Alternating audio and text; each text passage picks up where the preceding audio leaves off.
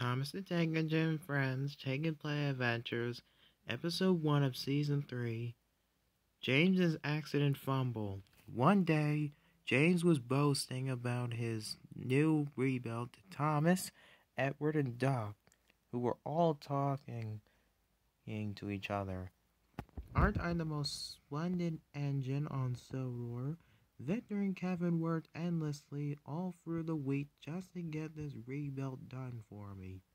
Isn't it marvelous?" But none of the engines were impressed with James's attitude. "James, you're being very, very much of a show-off," he said. "What? Oh, I'm not," said James. "I'm just showing off the most latest design that Victor and Kevin had made before. You know I look good, Thomas." "Yeah, and I know you're being silly." "No, I'm not. You are." "I am not." "You are so." "Not so. Not so. Not. You are so there." "Would you two be quiet?" said Edward, who was resting. "This is not a good way to start the day on a bad note, so let's not try to do it that way.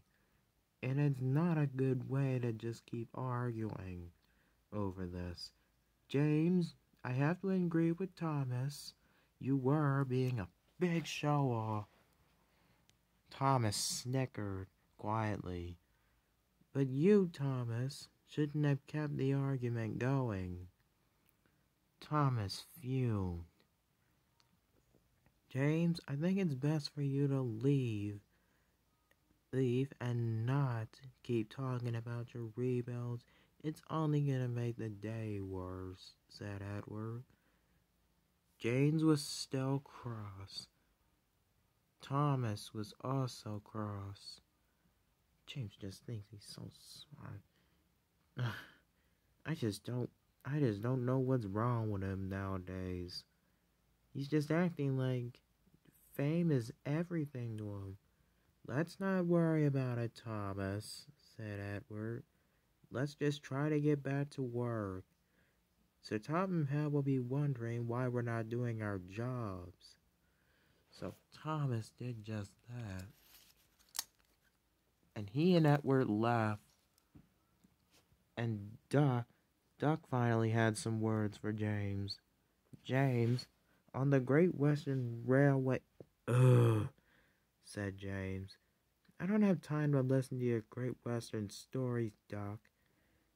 Doc was personally offended, but he quickly regained his anger, and then he said, "James, on the Great Western Railway, as what I was trying to say is that on the Great Western, the engines there, when they start arguments, it's not a good thing to just keep arguing and keep going, because it's only going to cause more conflict." But James was not listening and having none of it.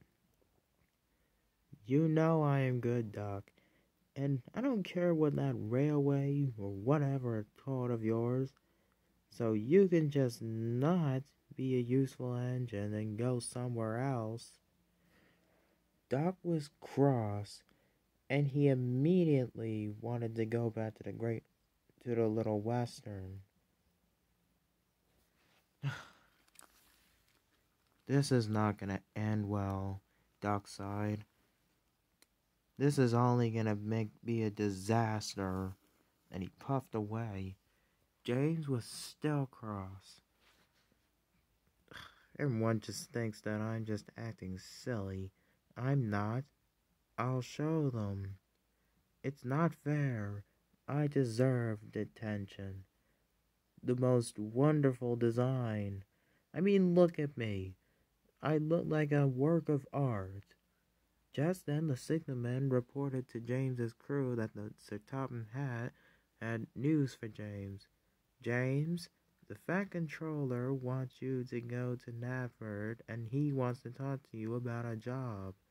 James was overjoyed, and he went to Natford. I wonder if it's the Express, he said proudly. I'll make Gordon jealous. But when James went to Natford, Sir Topham Hatt was waiting for him with important news. James, he said, I need you to take Toad to the works, since his brakes have been squeaking lately, and you're the only engine available for the task. James was very cross. What about Oliver or Doc? Doc is busy with his other work, and Oliver is busy working with Donald and Douglas. And you're the only engine available, and since everyone is busy. James was fuming, and he went to go pick up Toad. Oh, hello, Mr. James, said Toad. My, you do look marvelous. James smiled. Maybe pulling Toad will make me feel special, he said. But unaware there was going to be more trouble brewing on the way. As James was puffing down the line, he was thinking about what he would say to Thomas next. So, in reality, James rushed by, very, very fast. Ha ha! Whee! He shouted. But he was unaware that Henry was coming around the other corner, since the signalman didn't realize that they were going to crash into each other. James put his brakes on as hard as he could. Since Toad's brakes were faulty, he couldn't stop in time. He hit Henry with a loud crash. Boom! James was flown off the rails, but Toad remained on the rails. But he was derailed, but he remained on the rails, but James and Henry were both in a terrible predicament. They were soon rescued and put back on the rails. But Henry was completely damaged. James, what was that for? Bumping into me. That wasn't fair. Sorry if you weren't just going around the line. I didn't know. The signalman didn't tell me. Oh, you're so bossy, James. And eventually, the two engines got into an argument. Until the signalman told him to stop. Then they were both... Doc took Henry, me, and James back to Natford, where Sir Topham Hatt would be waiting for them.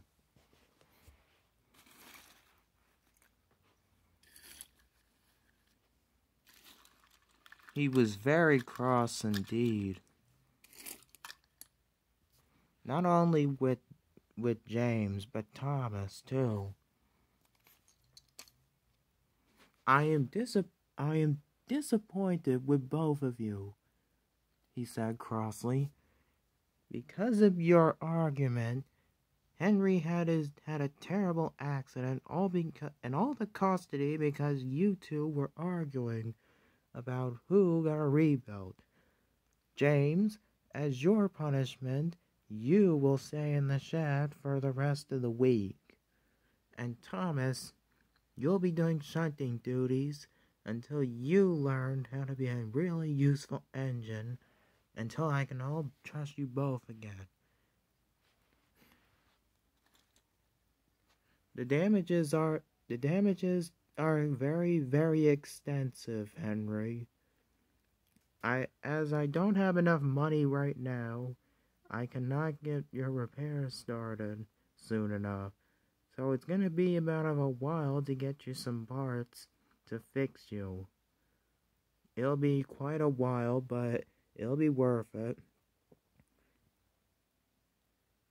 James and Thomas were very sad. They realized that their argument had caused Henry to have an accident. "We're sorry, Henry," they both said. But Henry just grunted. But Henry was still cross, even when he was taken to the steamer, along with Toad. So, it was arranged. James was placed in the sheds for the rest of the week. Thomas was left at Natford shunting. And Duck took Toad and Henry to the steamer.